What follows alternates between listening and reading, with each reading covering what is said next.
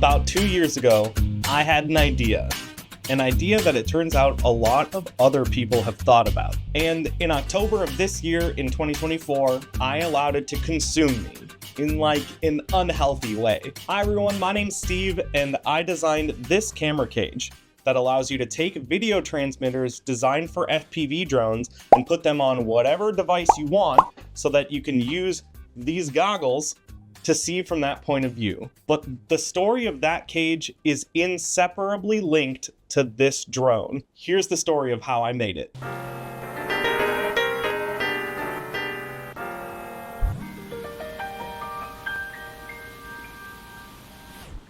Today, we're going all the way back. This is the origin story. Where do we start? The idea. The idea was to make a heavy-duty cage that you can put a video transmitter into, and I ended up with the Clover cage.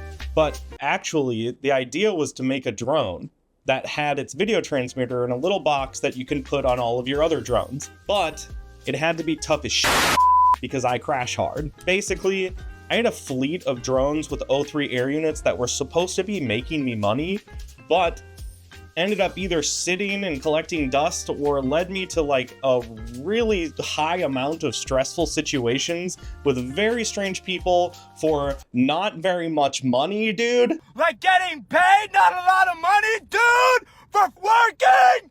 Hell no! Also, I have a chronic injury that makes it so that I can't get a regular job, so I had like a sad amount of time to work on it. But let's get to the banana bread of it all. But banana bread at work, dude!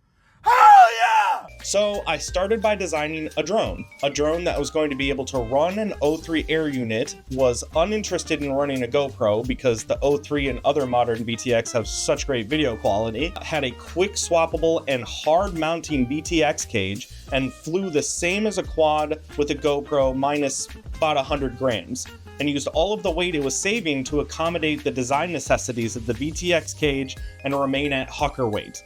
And was tough as shit. It's not like VTX cages didn't exist already, but the problem is that they all mounted by GoPro prongs. And if there's one thing I'm sure of with GoPro prongs, it's this.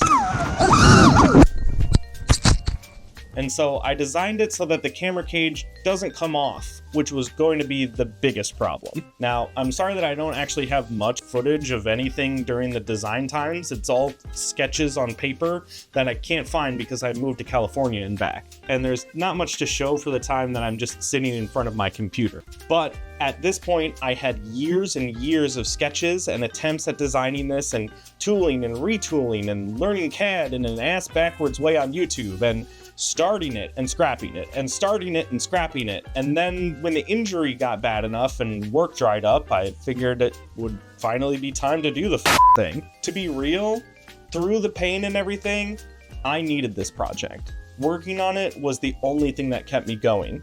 That and my son, he's cute as shit. And my wife, also, she's also cute. But I knew I had something important.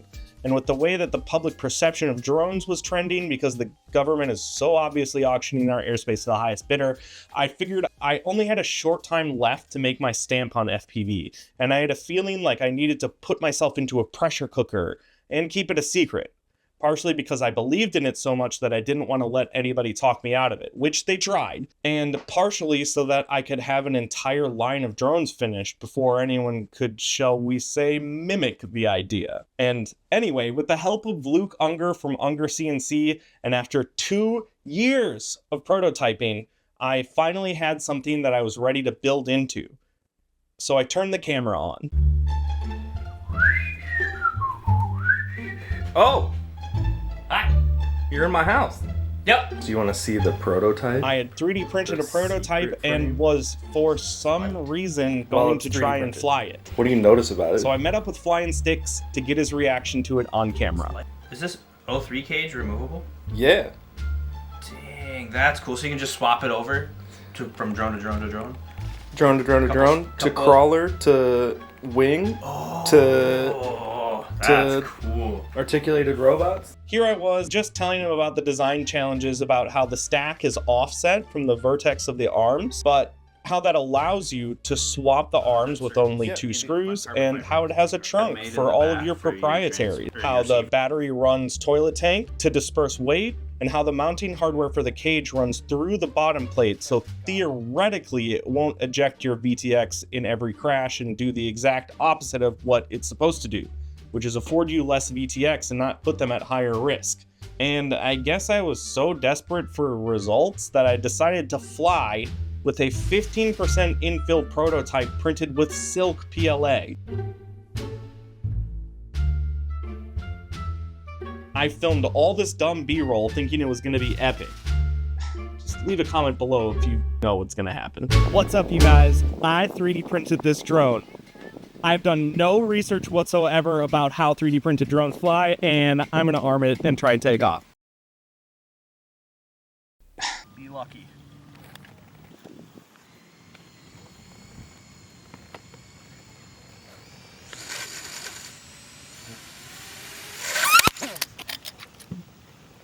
Oh, come on! If you commented thinking Steve is going to, apropos of nothing, install his prize T-motor stack from the St. Quadrix Day podium and put it on a prototype silk PLA drone and bridge the BEC converter pads while he built it so it smokes not just the prize ESC, but also the prize flight controller, and I didn't even know that I had smoked the air unit, then you'd be correct. The only thing I salvaged from that drone were the camera, the motors, and the receiver.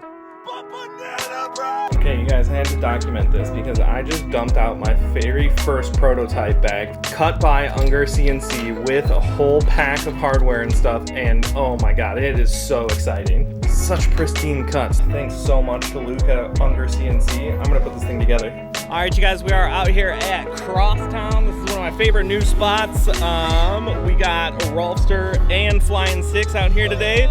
And I really wish that right now could be the maiden of the Lucky, but I've got to build in the field because I spent so much time this week finishing and perfecting the design that I ran out of time to build it at home. And so we showed up to the spot, we're all geared up, and now I have to sit down and build. It's completely wild to have this thing in front of me. It reminds me of the Dave Chappelle skit when he talks to his son and he's like, this won't make any sense to you right now, but you came from my balls, man.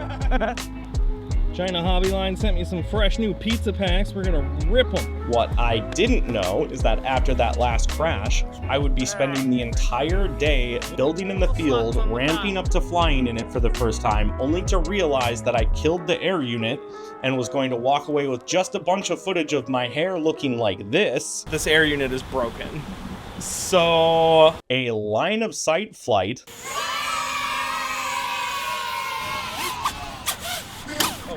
And burnt fingies. Ow! I bet those motors are hot. Oh no! Those burnt fingers actually put me in kind of a tailspin because I had spent the entire last year attempting to build a 99-mile-an-hour drone for race events that at its best flew like shit and at its worst was smoking $35 motors on a hover test. So to describe my mindset at the time, I haven't been able to get a quad flying right for over a year. I've proven that I'm so inept at tuning that I could possibly put people's lives in danger. And now I have this quad that flies, but when it landed from a hover test, it took my fingerprints off like a cat burglar. My current assumption was the offset stack was going to make this thing unusually difficult to tune, and that I was going to have to send out a custom tune with every drone that compensated for it. I even got so stressed about needing the tuning process to be easy that I spent 2 weeks making a textbook version of Clover FPV's tuning video so that my community and I could have this resource to deal with the wonkiness of this crazy drone. And so, reluctantly, I started the tuning process, which I didn't film because I thought it was just going to be a bunch of footage of me being frustrated. And man, oh man, was I wrong about the Lucky.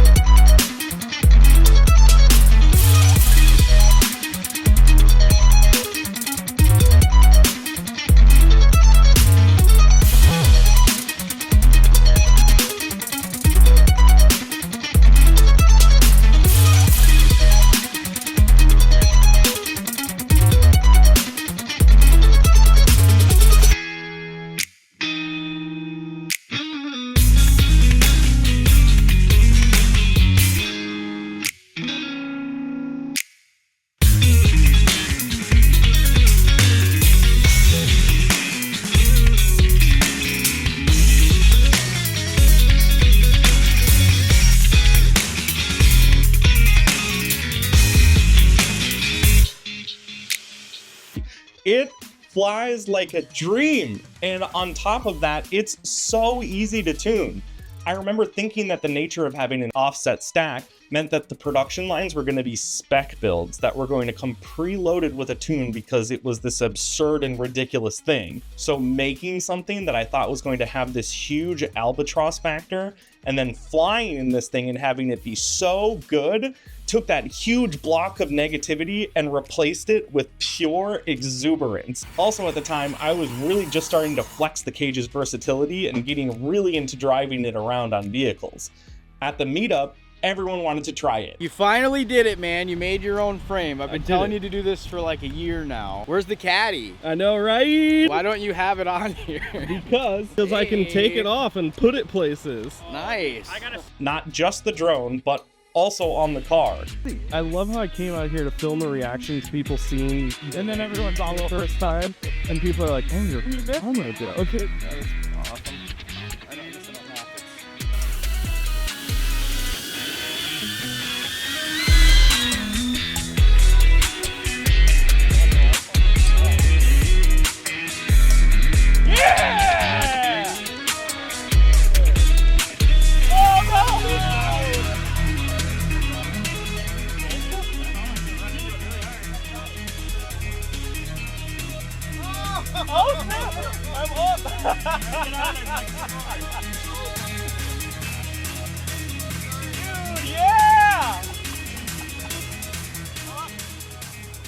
I really remember this day as the day that it went beyond a thing and became something that I knew people would love, and that I felt this undeniable pull toward getting this thing out to people. As such, I've given myself just an insane amount of work to do in steering the ship, but this is my love letter to FPV, and I really hope that it can give you guys what it's given me. Okay, I'm at home now. I just wanted to emphasize real quick just how, like, we had so much fun today. Like, we maxed out on FPV nerd stuff, and that's just, like, what I love about this system. Slapping it on the crawler and ripping around with that and popping it back on the drone, pulling it back off, putting it back on the crawler. Somebody else wants to try it. We had so much fun today, and that's what makes me believe in this product a lot. I think you guys are going to have a lot of fun, too. There's still one problem, though.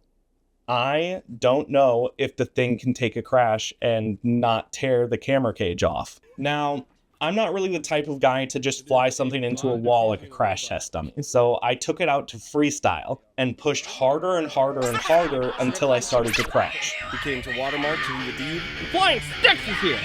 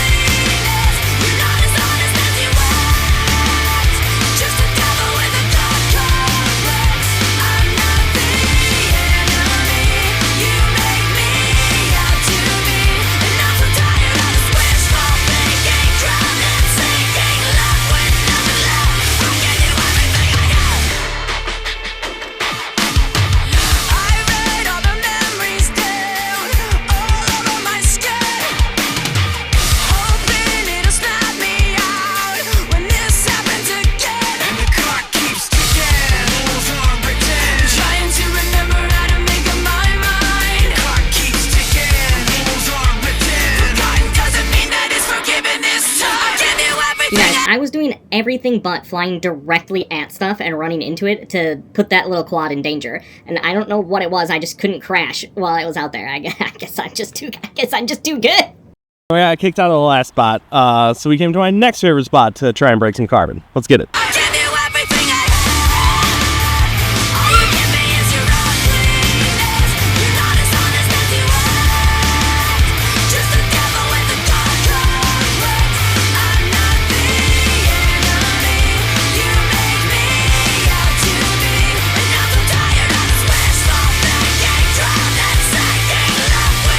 Unbelievable.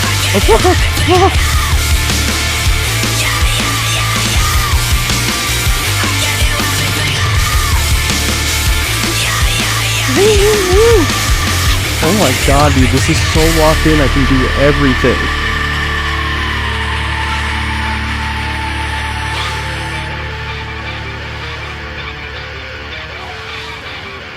From now on, I don't need you. From now on, I don't need you. From now on, I don't need you. From now on, I don't need you. From now on, I don't need you. From now on, I don't need you. From now on, I don't need you. From now on, I don't need you. From now on, I don't need you. From now on, I don't need you. Wow. I got too good of control. I can't break anything.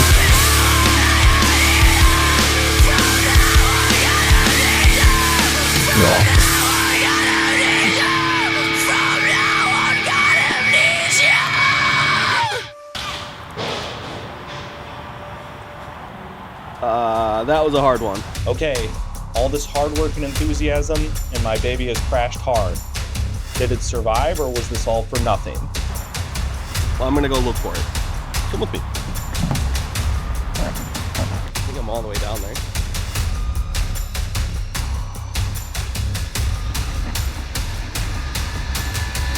Oh, we did take a hit on the camera. This was huge! It was big, big, big! That was a real hit. A real for real hit, and the caddy is still solid. Everything was still working. It looks like the carbon got a bite taken out of it here. Oh my god, a motor died, but everything else survived. That is a really good sign. My biggest fear about the system was completely annihilated. This hard mounting system is so solid that I could still be rocking the same Clover cage today if it wasn't for the fact that I put it on my RC car and got it run over by a Honda Insight. But now that I've proven that the mounting system can survive a crash, the door was open to designing the rest of the product line. I had plans for a dead cat version, 7-inch, 3.5-inch, Cinewhoop, and all that was left to do was design them.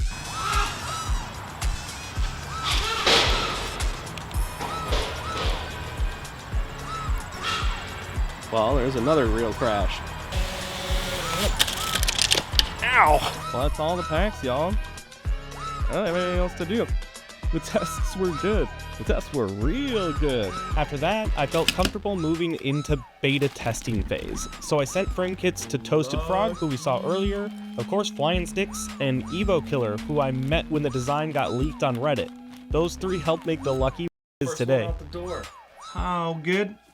That pretty much brings you up to now with the Lucky. I didn't even mention the fact that the only reason why most of you know who I am is because of that amazing video that Ken did with Joshua Bardwell about the Lucky and the Clover cage. And that the only reason that I know Ken is because I almost got stabbed by a Weibo with a Naruto knife in an abandoned golf course in California while I was flying my drone. Please like and subscribe and consider joining the Patreon. Now, what I wasn't really able to show you here in this video is going to be the hundreds and hundreds of hours that went into the design process. I think currently the main file of the Lucky is up to version 158, and some of the subfiles have 40 or 50 versions. I think that's modest numbers, but it equates to an insane amount of time.